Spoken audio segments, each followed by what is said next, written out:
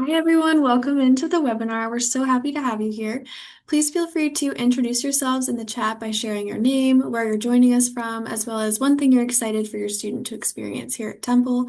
I'm also going to throw those questions into the chat so that you have that as well. But thank you all so much for joining us today during your lunch hour. We really appreciate it. All right, as you're joining us, please feel free to introduce yourself in the chat by sharing your name, where you're joining us from, as well as either your student's major or one thing you're really excited for your student to experience here at Temple. Again, we're so happy you're joining us today. Thank you so much for being here.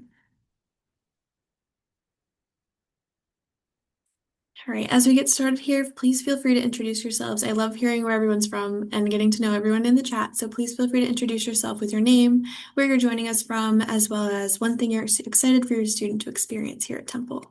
We have somebody from York. I think one of our student coordinators who's on this call is from York as well.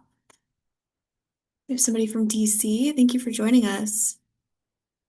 Health professions with a minor in nutrition. I think that's so cool. I love hearing what everyone's doing. All right, Reading, PA, Poland. That's the farthest I've heard, at least in this one. I think we have had China in the past, but I love hearing when people are from different places. So thank you for sharing. Again, if you're just joining us, please feel free to introduce yourself in the chat with your name, where you're joining us from, as well as either your student's major or one thing you're excited for your student to experience here at Temple. Looks like we have Queens, New York. I'm actually from New York, so that's exciting to see some people from home. Thank you for joining us. And we're going to get started in just a minute here, but thank you all so much for joining us, and we really appreciate you being here during your lunch hour. Please feel free to continue to introduce yourselves in the chat. We have another Emily on the call from Pennsylvania. Thank you for joining us.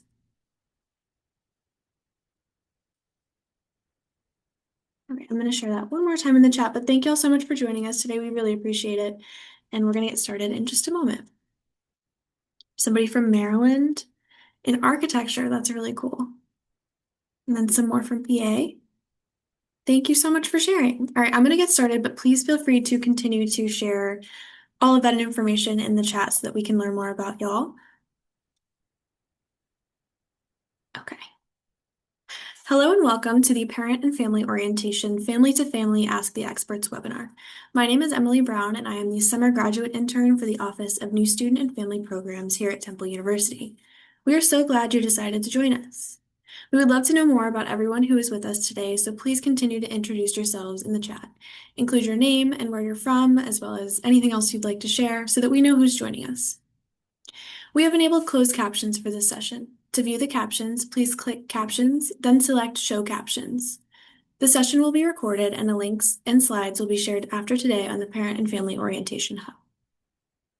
Today's panelists are representatives from our Temple Family Council. This amazing council is a group of diverse, highly dedicated Temple family members who volunteer their time and knowledge to enhance the Temple student and family experience. We'll start by having them share a brief introduction of themselves in a little bit, and then we'll move into their presentation. Following their presentation, we'll have a Q&A session for the remainder of our time together, so get your questions ready. All right, we'll get started with our Q&A and our presentations in just a moment, but there's a couple of announcements that I'd like to share first. You've likely noticed that your audio and video are muted. You can see and hear us, but we cannot see and hear you. So please submit your questions by using the Q&A feature. To do so, click the Q&A button to open the window, and then type your question into the text field. If you want your question to be anonymous, check the Send Anonymously checkbox and then click Send. Your question will not be viewable to the rest of the participants until after it has been answered. We will also share helpful links related to the questions that have been asked in the chat, so make sure to check the chat throughout the panel. We'll do our very best to answer as many questions as we can today. If we're unable to answer all of the questions, we'll provide contact information at the end for you to follow up with us if you have any questions. If you have questions related to student involvement or health and well-being, don't worry, as we'll provide their session dates at the end of our webinar.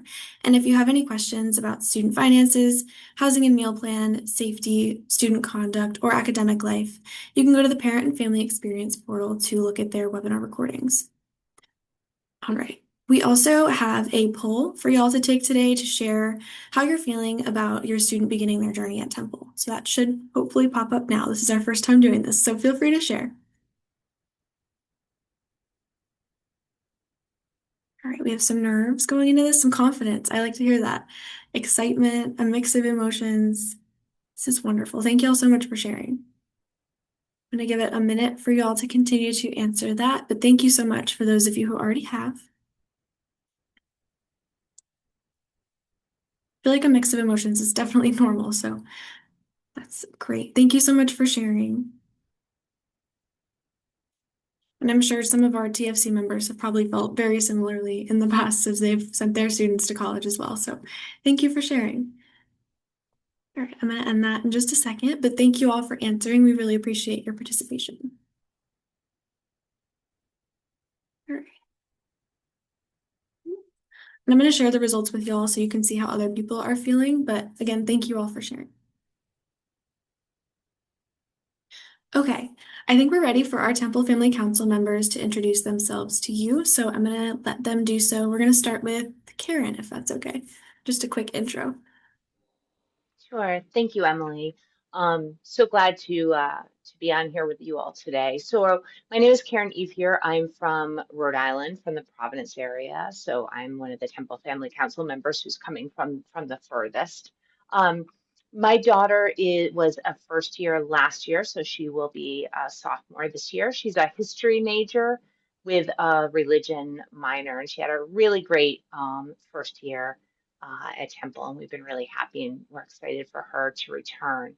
I just joined the Temple Family Council last year when Selah came to school, and it's been really a great way for me to learn more about Temple, but also to help and be able to contribute and kind of give back. So, Temple Family Council members, I know Cindy will talk a little bit more about this too, but we volunteer at different events like this.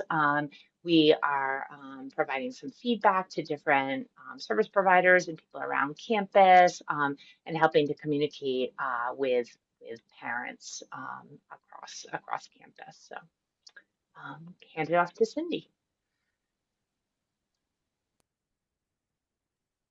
Hi, I'm Cindy Froggatt.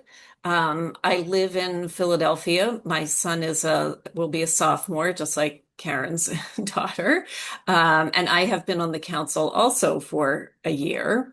I joined the council because last year when I went to the orientation day that maybe some of you have already gone to, or you have your orientation day scheduled for sometime in the coming weeks. Um, at the end of the day at the resource fair, I met somebody who was a parent who was at the Temple Family Council table. And I had such a great conversation. It was so helpful and like helping me feel more excited about my son going to Temple that I thought, oh, I want to be part of that group. So um, that's how I ended up here. If you were at orientation day yesterday and came to the resource fair, I was the parent who was working behind the table giving out buttons that say things like Temple Mom and Temple Dad and Temple Grandparent. And if you haven't done your orientation day yet, please come and talk to us when you do. Thank you both so much. And feel free to share anything else more about the Temple Family Council if you'd like to, but if not, we can move on. Perfect. Okay. All right. Give me one second. You know, Emily, I am just going to say, I know that we have some openings on the Temple Family Council because of Mm, parents whose right. students have graduated. So at the end of this webinar, there's going to be a QR code. If you have any interest at all, just fill out that form and someone will be in touch. Mhm. It's a very wonderful opportunity. I've had the pleasure to meet so many of the Temple Family Council members, and they're all phenomenal. So definitely a good experience to be part of if you're interested. All right, it is time for our panelists to answer any questions that y'all have. So please feel free to post any questions that you have in the Q&A feature at the bottom of your screen, where you see that question mark at the bottom. We're happy to answer any questions that you might have. All right, I'm going to start with our first question. So, what was the hardest part of letting your student become more independent as they kind of transitioned into Temple?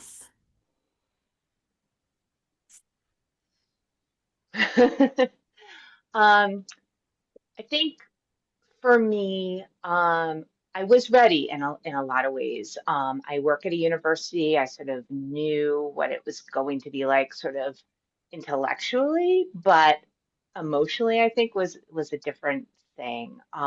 So there were a couple times along the way. I had a My daughter has is on my Uber account, and there was a very late night Uber ride that sort of made me a little bit spitty and panicky. And then when we had a conversation, it was just her and her friends were out and it got late and they didn't want to take the train back and didn't feel safe. And it was all, but so there, my daughter's far away. She's 5.5 hours away. So, not being able to, definitely not being able to know what's going on with her at all times was a little tricky. But I do get a daily phone call every day during about this time during my lunch hour, a little check-in.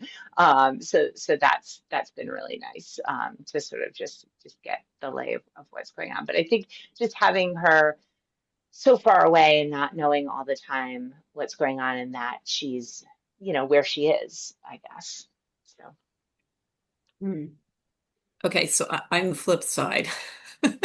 I, I worried that my son might have selected a school that was too close to home. It was actually very close to where he was used to commuting for his high school.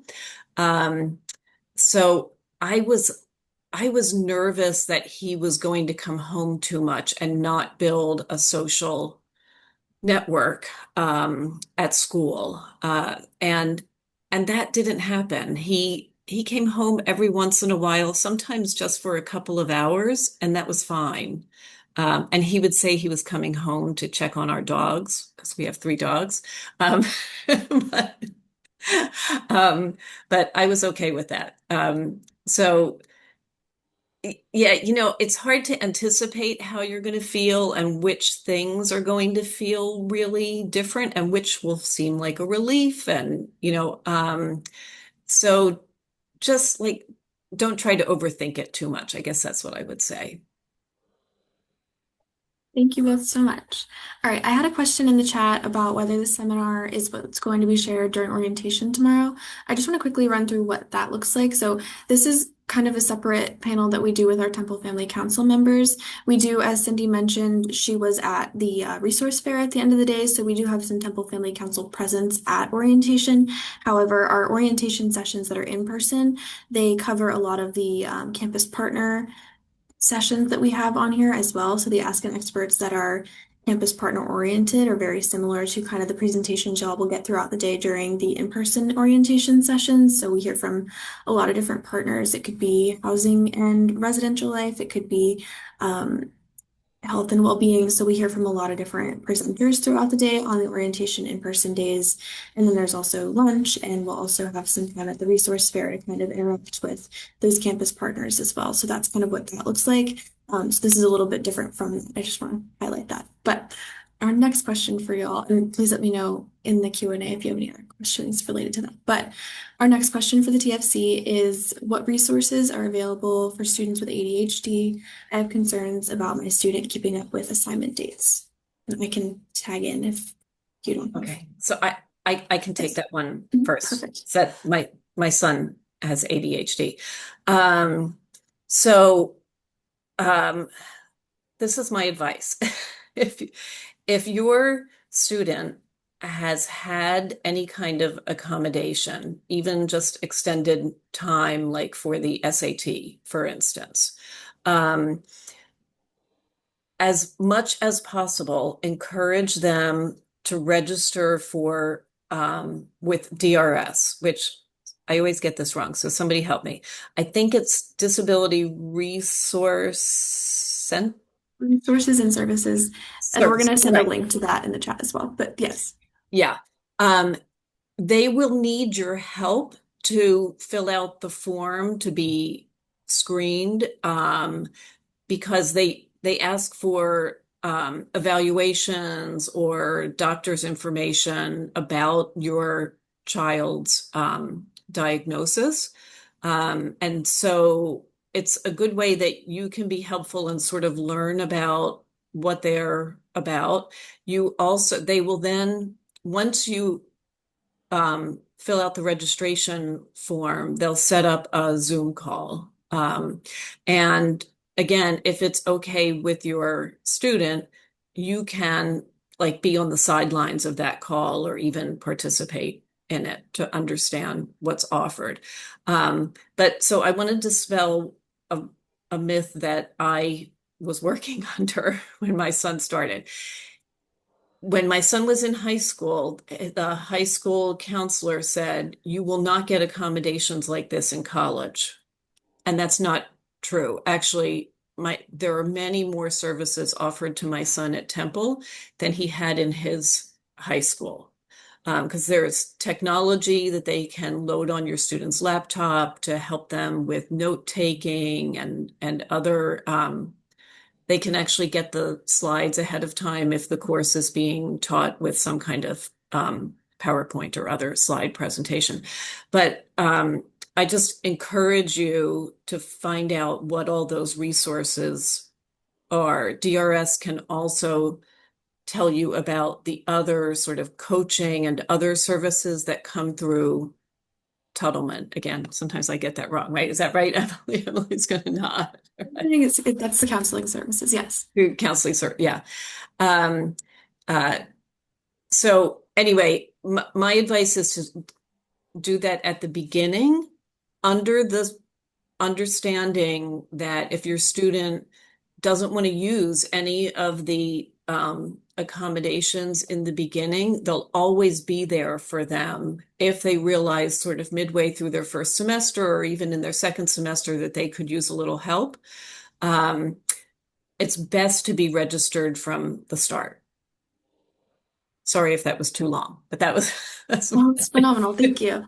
Yeah, the folks at DRS, which is again Disability Resource and Services, we linked them in the chat as well if you have any specific questions that might be on their frequently asked questions page, but they're phenomenal. So if you want to send their student in just to talk to somebody there, I think that would be helpful as well. And then, like Cindy mentioned, there's that opportunity to get accommodations and you don't need to use them, but just to have them there is very beneficial to students. All right, thank you so much. Our next question is, what do you wish your student had known about managing college level coursework? I know it can be a shock when they get there and it feels a little different than high school.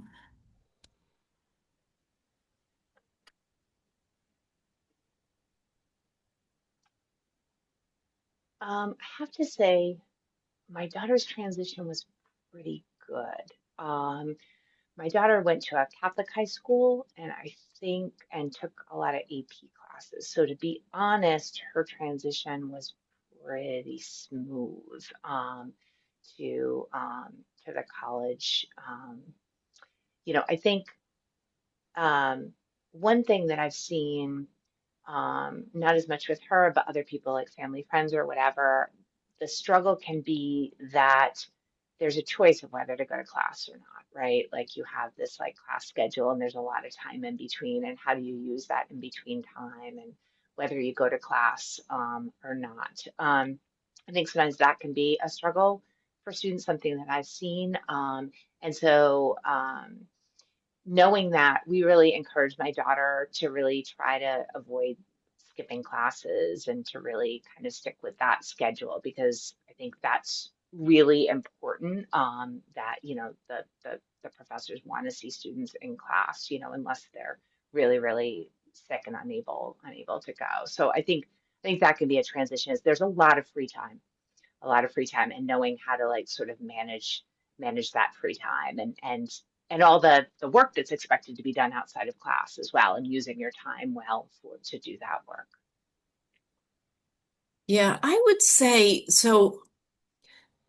Given that all of our students were in the COVID situation, and what came after that with all the portals and on the online stuff, if they're not already used to this from their high school days, just like what I saw in high school, college professors all use the online um, uh, system. Is it called Canvas? Yeah. Yes.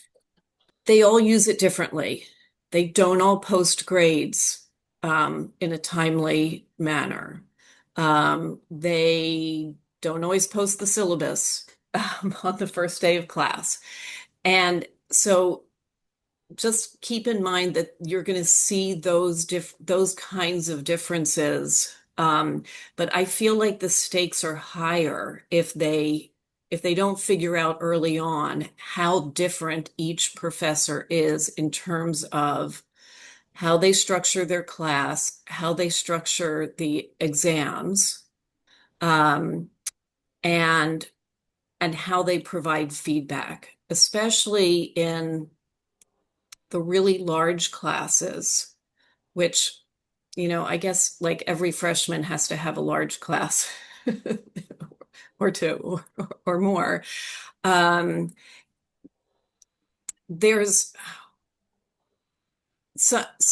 I'll just say some professors do not let students, they don't give them detailed feedback about what they got correct or incorrect on exams. They'll have a policy oftentimes where you have to make an appointment with a graduate assistant to sit and they'll actually like show you what your input was and what was correct and what the correct answer was and which ones you got correct and which you didn't. But you can't take anything away with you. You can't take a photo of them. You can't take any notes. And that was a big hurdle for my son to not be able to really understand what his grade was reflecting. So just be aware of that. I think that's a big change. Yeah, I have a couple notes I'd like to make as a student as well.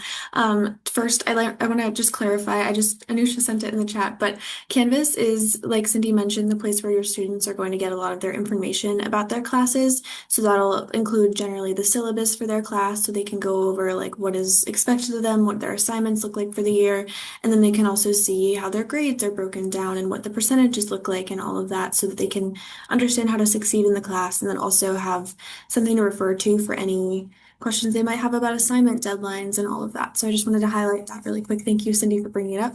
And then a couple resources we have, obviously, as Cindy mentioned, talking to having your student advocate for themselves to their professors or talking to them about how to do that is very important. So that can be a helpful way to just get to know one, their professors, which can be really helpful in the class in general, but also if they need that support, knowing who to go to is really beneficial. And then our Student Success Center also, I want to highlight them really quick because they offer tutoring services, but they also offer, there's another service where students who might be struggling with that transition can talk to a peer who can help them with their study habits and adjusting to college in general. So that was also sent in the chat, but I wanted to highlight those as well. All right, our next question for y'all is, do either of your students have experience living off campus? And if so, I have a follow-up question, but if not, I will answer the follow-up question as well. No, not yet. Okay. No, not So the yet. question is, how do students go about finding a replacement tenant for an apartment? So this can be helpful for those who have students who are studying abroad. Um, we have a sublease agreement form. I'm going to send that in the chat, but that can be helpful if you would like to um, have a replacement tenant come into that apartment. So I will send that in the chat in just a second, but I'm going to ask another question. So in all of your preparation for your child getting ready to go to college for the first time, was there anything once they got there that you realized that you had forgotten or wish you would have thought about prior to them starting? Hmm.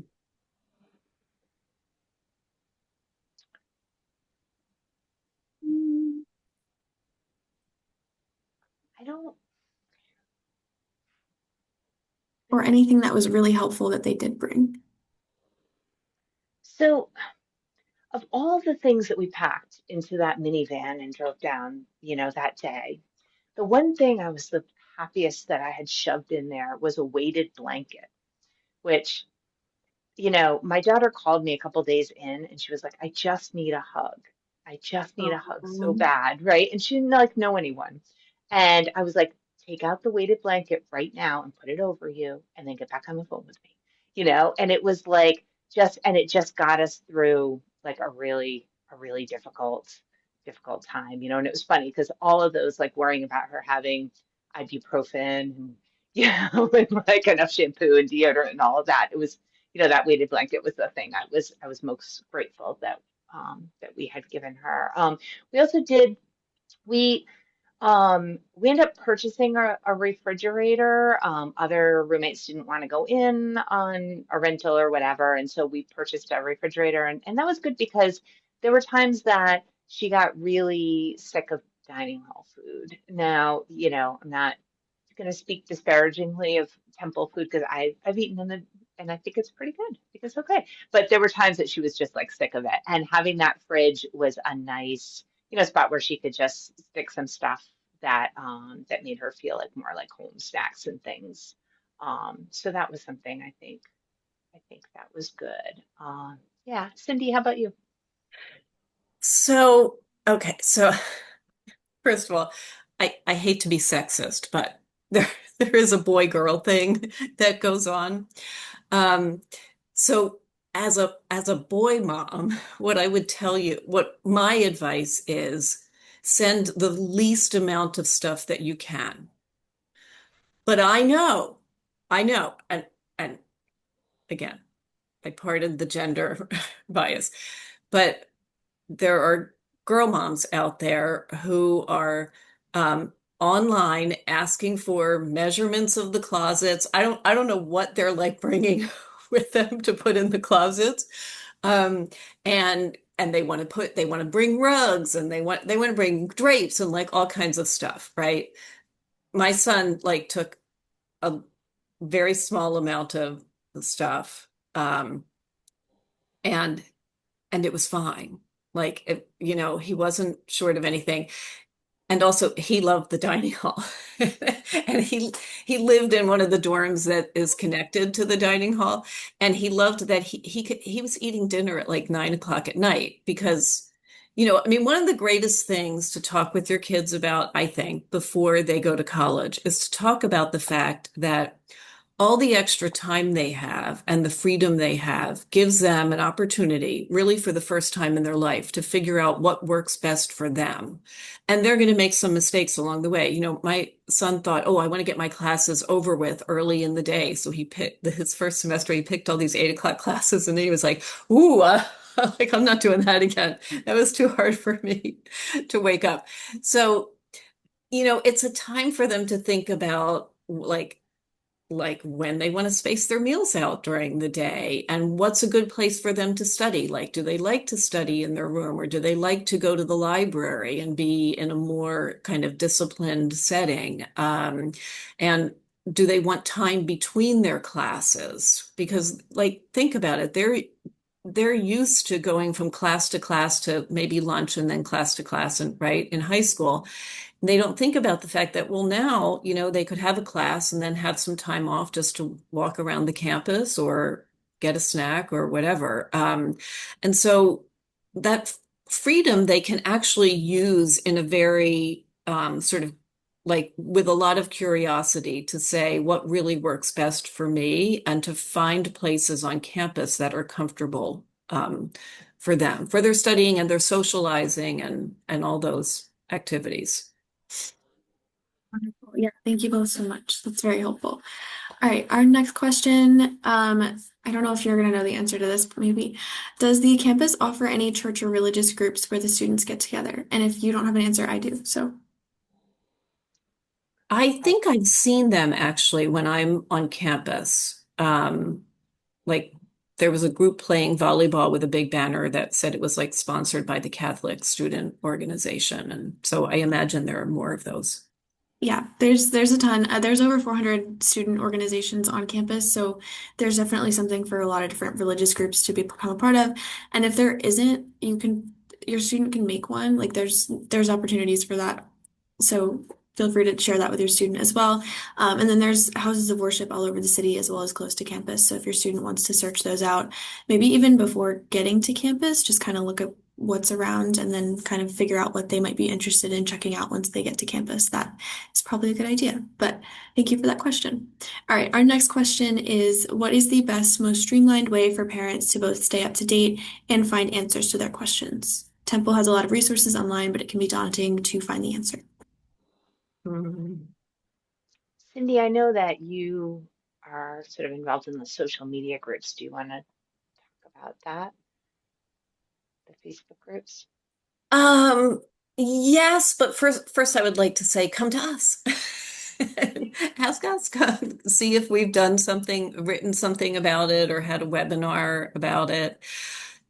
So I do sort of check in on some of the Facebook groups that they're public groups that have not been set up. They're not overseen by Temple, but we just like to see what parents are asking other parents about. So they'll have the word parent in their group name somewhere and Temple, right? Um, and sometimes I think those are helpful, but sometimes people have old information. Just as an example, orientation and the process of student course registration is different this year than last year. And so on one forum, I saw parents were sort of saying, no, no, no, this is what it is. And other parents were saying, what? That's not like what I was told it was going to be. And it was because it changed, right? And so sometimes I think Temple is the best source of information. And I do understand, there are a lot of things you could look at on the Temple website. But the family portal gives you a different window into that's specifically geared toward what parents might be dealing with. So give us a try first. And I Yeah, think there's a way of signing up for emails from that portal as well. I think you have to kind of sign into that. Is that right, Emily? You have to Well, kind of, there's the newsletter yeah, the that newsletter, we have a right? lot So of, yeah. Yeah, I can share. So we have the Parent and Family Experience portal, which is likely how you signed up for this webinar that we're in right now. So you should be set in terms of that. And then we also have, I know Cindy was mentioning those Facebook groups. We have something we just launched it's similar. We have discussion boards, which are on the Parent and Family Experience portal for those who are just entering into Temple for the first time. And that's kind of like a Facebook forum in which we can kind of ask questions, or you can start your own thread and ask your own questions. So any questions that you have, we can answer them through there. And you can also, like our TFC, I think is in there. If not, they will be at some point. And then other parents and family members also have the opportunity to comment on your post. So if they already have the answer and we haven't gotten to you yet, they can share that in there as well. So that's definitely a helpful resource. And then I'm also going to share a link to if you've been to our in-person orientation, hopefully you've gotten this already, but we also have a virtual copy of our parent and family guide that has pretty much, I mean, all of our campus partners are in there. It has their contact information and then a brief kind of summary of what their office does and what they'd like to share with you as parent and family members in specific. So if you have any questions or need to contact a specific office, their information is all in there. So I'm going to share that as well in just a second. But yes, our parent and family experience portal is definitely helpful because you can get in touch with the new student and family programs team, and that's my office that we're sharing this information with you through this webinar right now. And then we also have that resource guide as well. So yes, the Facebook groups are also very helpful if you kind of want that alternative way to access parents and families, but we do have a lot of y'all already signed up for that as well and in our discussion boards. So definitely a good thing to check out. All right, I'm and going the to ask parent you. and family guide is really good. Like the week before and the week that my daughter moved in, I had that parent family guide like ready because she would keep saying to me, I'd say, well, you need to contact someone about blah, blah, blah. And she'd be like, there's no one to contact. I'd be like, let me look at the parent and family guide right now. And then there would be the contact information. So have that handy for the week of moving. Yeah, it's very helpful. We use it in our office too if we just want to find somebody's contact really quickly. So I just sent that in the chat. But yeah, definitely a helpful resource to have and refer your students to those different offices on campus. So thank you. All right, our next question. My son has not been assigned a roommate yet, and he would like one. We're from out of state, and he doesn't know anyone. Does every new student get a roommate? Is there anything he should do? So, you know what? My son had a roommate assigned. And then that roommate, I think that person decided not to matriculate or went or like did one of the overseas programs where you could start your freshman year. That happened in the middle of the summer. Then he was assigned another one, and that person did not show up for about a week. Um, there was just a family issue going on, and my son was worried that he wasn't going to have a roommate. But what I was told, and this, first of all, that person did show up, but at every, I think all of the freshmen end up with roommates. But just in case you're thinking of this, because this was, of course, as a parent, the first thing I thought of was, oh my gosh, if he doesn't get a roommate, am I going to have to pay for the whole room instead of half of the room? And that's not the case. They're renting like, one part of the room. Um, but so my understanding is that most kids end up with that, but there are a lot of people who are making decisions a little closer to when the semester starts, about coming to Temple and whether they're going to live on campus or off campus. So, like, don't think that there isn't a potential to still be assigned a roommate. And, if by some chance, like Cindy's son, they don't have a roommate right away, just there, really encourage your student to get out and about in that, those first weeks of welcome. Temple is really good about providing a ton of activities and a lot of different types of activities. So there'll be, meetings and events in their residence hall. There'll be, all campus events. There's an involvement fair with like hundreds and hundreds of clubs, where your student can go out and find sort of like-minded people for whatever their interest is or their passion is, or whatever. But getting out of their dorm room and out to those events and in the community is really important, I think, Yeah. in that first week or two. The other thing that was really helpful to my son the first day when he moved in and didn't have a roommate, and it seemed like everybody else had a roommate, um, was that he got a text message from another student who he had met on his orientation day, and they had like hung out for a lot of the day and exchanged numbers. They hadn't stayed in touch then, but they ended up getting a group of kids together to go work out at one of the fitness centers together on that first day. So, um, encourage your student to see orientation as a chance to start meeting like-minded students. Yeah, thank you both so much. I know that there's, I keep hearing from Housing and Res Life that people are continuing to kind of apply for that housing if they have not gotten it already. There's like different rooms opening up all the time, even though it might say that they're full currently. So that I know that there's students kind of still selecting those things. So yes, and then also I think Anusha sent a link about roommate matching as well, so just for some more information. But thank you all so much for answering that question. All right, our next question. My student wants to study abroad at the Japan campus for a semester after their first year. Do y'all have any tips or things to take note of? And if not, are either of your students thinking about studying abroad?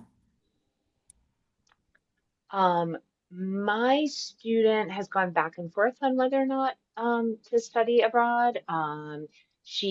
Because she's a history major, the Rome campus would be a really good match for her, but she actually is not, she's feeling like being in Philadelphia versus Rhode Island might be far enough, and that Rome might just be that little bit too much. And she's also kind of concerned about like just keeping her relationships here. We're working on it because I think it's a really wonderful opportunity. And my understanding is that Temple makes it really, really easy to go to those two campuses. That it's essentially like just being at Temple in Philadelphia, except you're somewhere else in terms of the classes and whatever. But Cindy, is your son going abroad at all? So I, like you, Karen, think it would be a great opportunity because I didn't do it when I went to college and I wish I had. Me either. Um, so the one question I got from him recently was if you have to be fluent in the language of the foreign campus that you go to before you get there. And I said I am pretty certain it is no. But Emily, I'm wondering if you know the answer to that. Was I right? Is it a firm no? You were right. Yeah. Yeah. I've actually heard from his office recently about that question in particular. They say that you don't have to know the language prior to going there. It can be helpful if you want to take a class just to kind of immerse yourself more fully into that experience, but definitely not a requirement. And then some other things. I just shared some links in our chat here. They have some information on the study abroad page. Unfortunately, since neither of your students have gone, I don't have any tips or tricks to share with y'all, but I know that we've had some of our previous orientation team leaders have gone to, I think, the Rome campus and just absolutely loved their experience there. So definitely would recommend it. I've only heard good things about the program. So I just sent that link in there, just broader overview of what the study abroad programs look like. And then they have a family page as well with some more information. And then we also have a post on Campus ESP about the family perspective of a student who went abroad as well. And then we also just did a webinar recently, which will be posted on our parent and family experience portal, which we talked to that office a little bit more.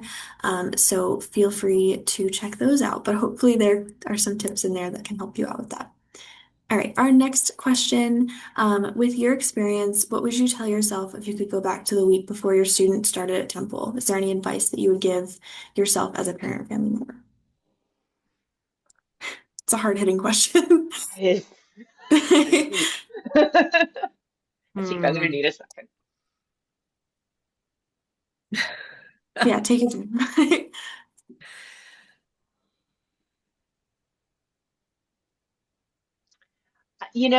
I think one of the things I think my husband and I tried to control a couple of things that I wish that we had. So we had talked to friends who every Sunday at 7 o'clock had like a Zoom with their child, right? And so that was like so we were like, we're going to Zoom with you every Sunday at 7 o'clock. And she was like, okay.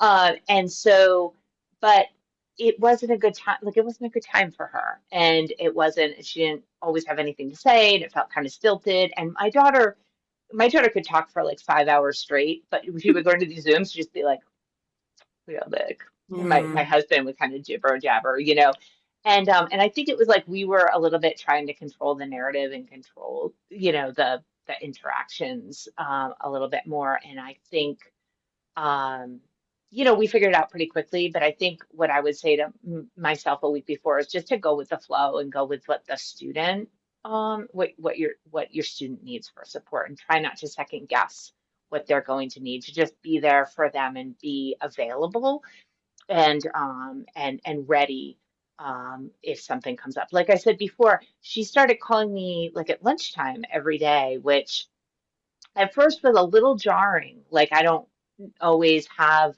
a like lunchtime, Sometimes I'm working, things are going on, and then all of a sudden the phone would ring, and it was just like, and sometimes it was 3 minutes, and sometimes it was, 20 minutes or whatever. And I was a little bit like, "Ugh." But I just started to anticipate it. And, if I had a meeting or something going on, I had to say to her, like, honey, I'm so sorry. I'll give you a call a little bit later. But if I could, I just turned off my monitors and got on the phone with her and just like gave her my attention, because that was the time. And I realized later that it was, I think her lunchtime was when she first got there, she didn't know anybody, and she had this Hmm.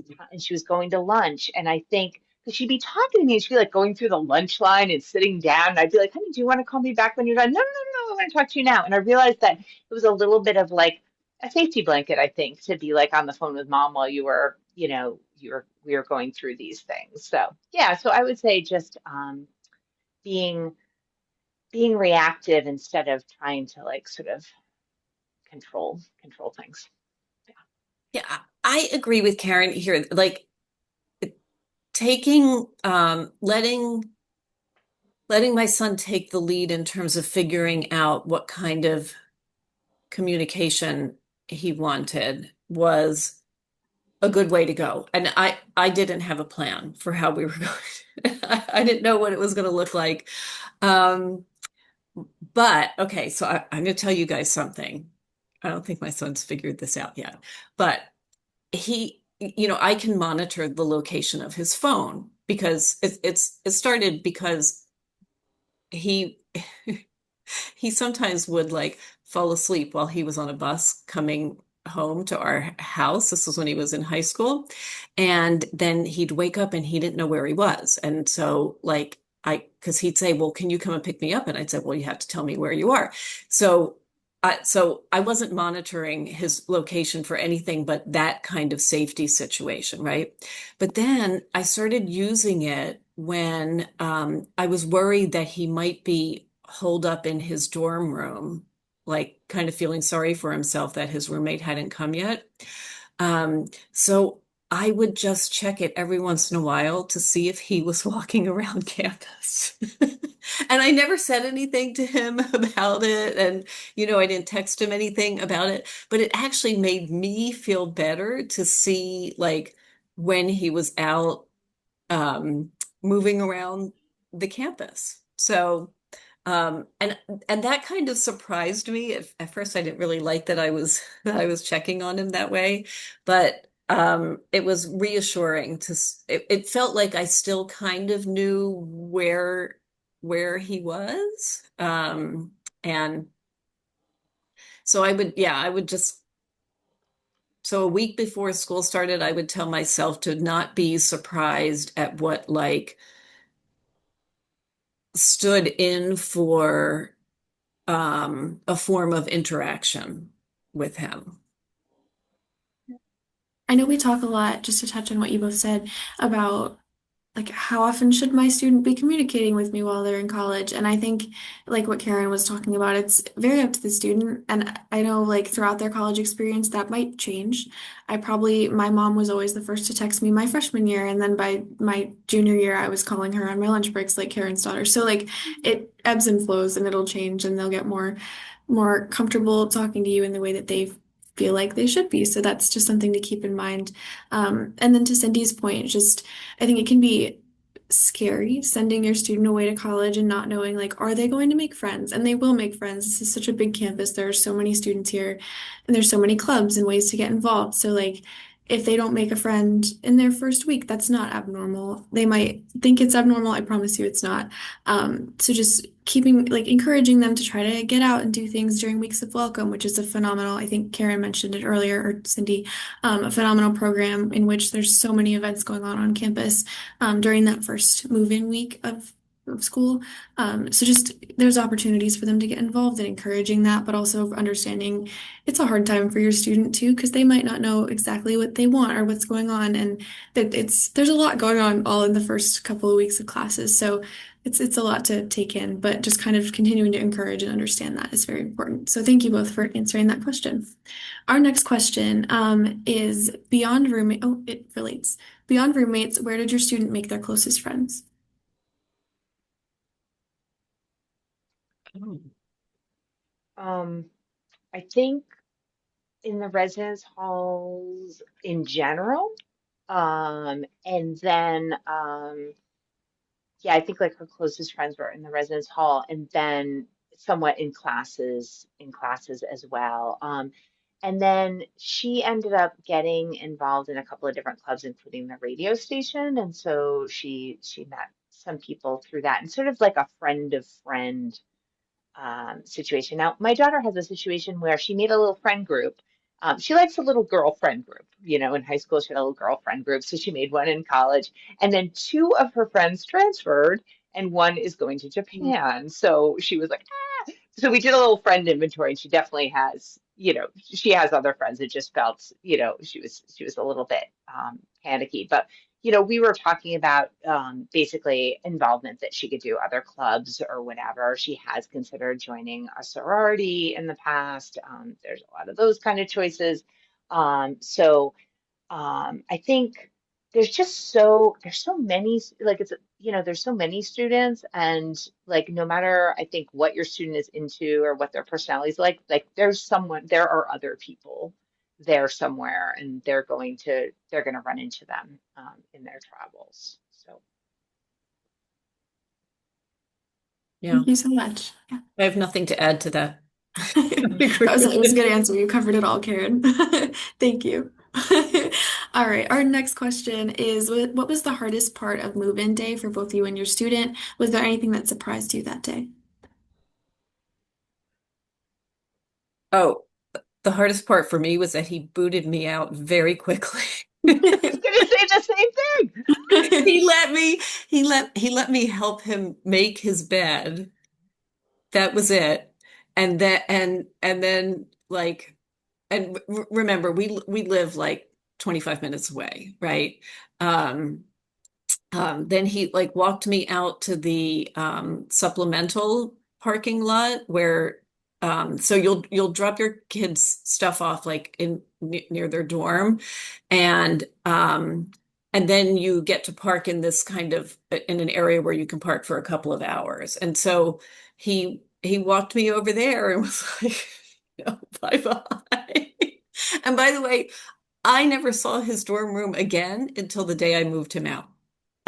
So, um, but yeah, that was the hardest part. But I think it was just because it was like a bundle of emotions on his side, and he, just wanted to, he didn't want to prolong the goodbyes and all that stuff. Um, The move-in is really smooth. I had a lot of questions about, I'm like, I work at a university that's like sort of in a suburban area, and we're an enclosed campus. So I've seen move in here, and I couldn't picture like how move in was going to happen in the middle of a city, and it was so smooth. I couldn't believe it. You pull up, your student goes in and they get these bins, and then you just like unload the stuff into the bin, and then you go and park the car, and you come back and you can move your student in. And it was incredibly smooth, and people were really helpful and friendly, and I can't say enough about how smooth the move-in process was. But similarly, we tried to take my daughter to lunch before we left, and she pretty much like we went to the restaurant and we like and then she was like, "Can I like I just need to go." Like, and I think it was the same thing. She just needed to like make the clean break. And the same thing happened yeah. when we came for homecoming. We were visiting for homecoming, and we were going to come back and have breakfast with her the next day. We had taken her out to dinner on Saturday, or gone to so we went to the football game on Saturday night, and then we were going to come have breakfast with her the next day. And she was like, "Can you not? Because it's just easier if you just go." Like that was surprising and a little painful, but we got over it. Yeah. Yeah. So I did cry on the way back home to my house. Um, And I'm glad he didn't see that. So, Yeah, thank you for sharing that though, because I mean, it's a normal thing, but some parents and families are might be nervous about like feeling sad about stuff like that. So it's normal. I think my mom did as well. So definitely a normal reaction to have. And if you don't, that's also a normal reaction to have. mhm, mhm. Our next question is, do students, and you might not know, but I think I have an answer. Do students in the same residence hall or floor tend to move in on the same day? Oh, well, It I would seemed say, like it. oh, sorry, Karen, go ahead. I was going to say it seemed like it, like people seem to be moving in on the same floor, but I don't know if that's official. Cindy, do you Yeah, know? I believe they move in by floor. So that Yeah. hopefully answers that question. Yeah, it definitely depends on which building, um, which dorm your child is moving into. But so my son lived in Johnson, and that's one of the higher buildings that's connected to the dining hall. So they actually have move-in over 3 days, and they start from the top of the building and work down. So my son was on the second floor, and so he moved in on that was like the third day of move-ins, and it did seem like I mean, his floor was the only one I saw, and that was very active. So it felt like sort of everybody was kind of moving in together. if you will, which was nice. Yeah. I Yeah, know it helps to some see. parents, I've talked to some of my friends, what they'll do when they move in is like not necessarily get everything their student needs. By the way, going back to the like what do you need?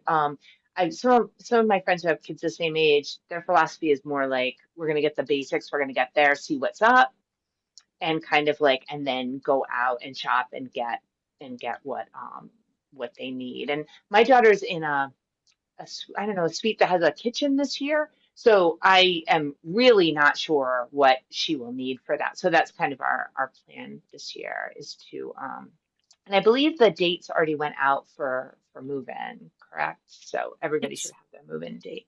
Yeah. Yeah, it can also be helpful to see what roommates show up with as well. If your students aren't Yeah. communicating with their roommate right away, or it's still hard to know exactly what everyone's going to show up with. So that can be helpful to figure it out once you Yeah. get there. But if you, can I just say, if you still have the option, I don't know what the deadlines are. Um, I would recommend the what's it called? The micro fridge that you basically rent it for the year. Um, it's it's like a unit that has it's a refrigerator, there's a freezer compartment and the microwave. It's in one unit. It gets delivered to the room before their move-in date, so it's there. You don't have to worry about moving it, and it's actually all like connected. Um, and and so if you do that, I would recommend that you pay there's like a surcharge if you want to not be responsible for cleaning it for move out. I took that option and I'll just say I was very glad I took that option. So they were responsible for picking it up and cleaning it, the company you rent it from. Thank you so much. All right, I'm going to try to squeeze in two more questions. Our next question is, what kinds of activities does your student do on the weekends? Hmm. As I mentioned, my student was she actually got a radio program. So Saturdays at I think noon, she was she had a radio Oh, program, so she did that.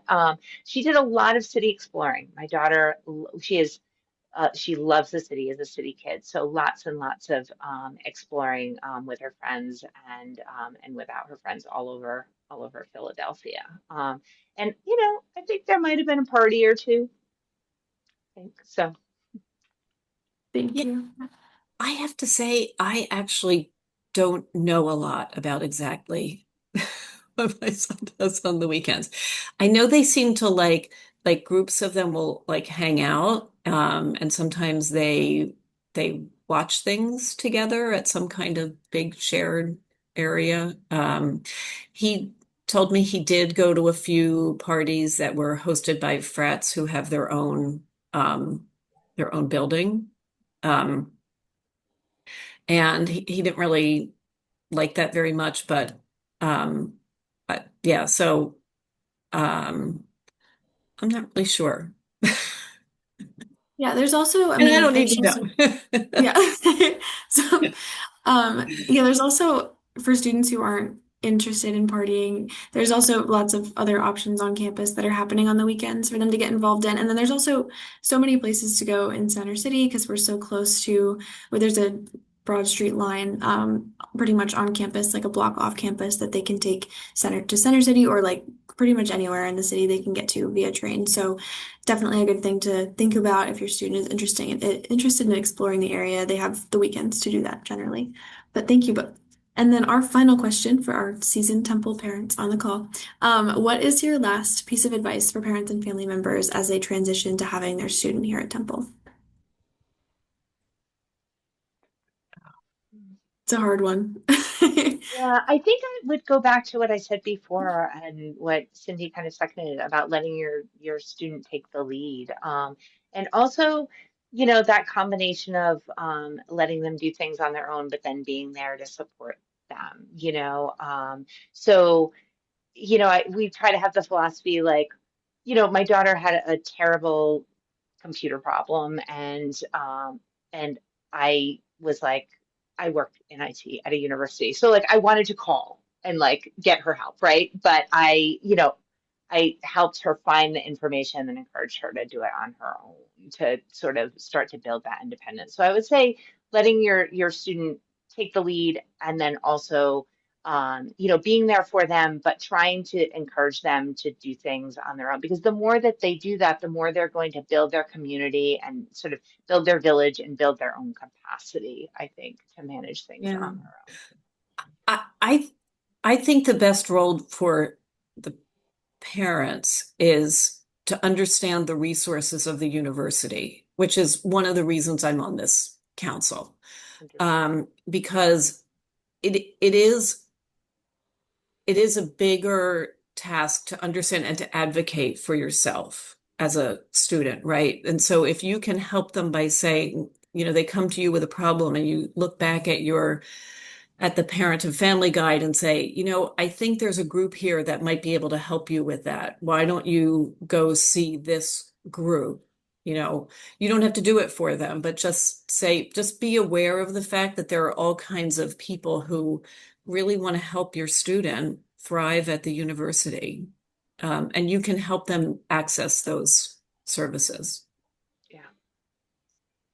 Again, that parent and family guide is in the chat, but I'm going to say it in a second. But everything, like all the links from this, will also be accessible to y'all. So just know that. But unfortunately, that is all the time that we have for today. But thank y'all so much to our panelists for joining us, and also to everyone who is in this session. You will see their contact or our contact information on the screen, as well as that Temple Family Council interest form. So if you're interested in doing kind of what Karen and Cindy and the rest of our TFC do, please feel free to scan that interest form and show us that you're interested. We really would appreciate that. And then you will see our contact information on the screen. So if you have any additional questions, please feel free to send those to us. We're more than willing to answer any questions you have. In addition, we'll also post the recording to this session in the Orientation Hub in the Parent and Family Experience portal shortly for your reference. And of course, our virtual parent and family orientation is continuing, so please visit the Hub to register for any listed upcoming webinars or to see recordings of this webinar and previous ones. As you can see, those upcoming panels are on the right side of your screen. And then lastly, we will be sending you a survey to see how this session has helped you. But thank you again to all of our panelists, and thank you to you all for joining us, and have a wonderful rest of your day. Thank you so much again.